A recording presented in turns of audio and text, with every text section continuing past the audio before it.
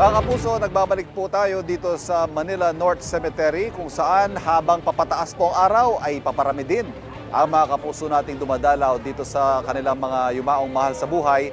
As of 7 o'clock ngayong umaga, ang crowd estimate na po ng Manila Police District ay umaabot na sa 20,000.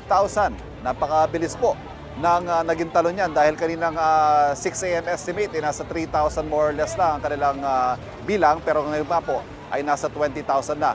At habang umuusad po ang araw na ito, inaasahang parami pa ng parami ang mga dadagsa dito sa Manila North Cemetery kung saan dahil nga po sa extended hours na hanggang alas 7 na ngayong gabi ay aabot ng 1,000,000 tao ang pupunta dito sa Manila North Cemetery ngayong araw na ito. Ayan, nakikita po natin dito ang entrance. Patuloy po ang mahigpit na seguridad na ipinapatupad ng ating pulisya. Dito naman po sa aking likuran, yan ang libreng sakay. Serbisyo po yan ng e-trike para sa mga senior citizen at sa mga medyo hirap na maglakad. Ayan, nananawagan sila sa mga yung kaya naman maglakad, maglakad na lang at bigyan prioridad ang mga senior citizen sa paggamit nito mga e-trike papasok sa sementeryo at papunta sa puntod ng kanilang mga yumao. Sa punto po ito, kausapin natin ang isa sa mga nakilala nating dadalaw ngayong umagang ito. Magandang umaga po. Magandang umaga Kayo po Si Gloria po, taga Tondo, Manila. Aling Gloria. Kumusta naman po yung pagpunta nyo rito? Medyo marami po tayo road closure eh. Libre naman po yung sakay papunta rito. Nag-e-trike din kayo?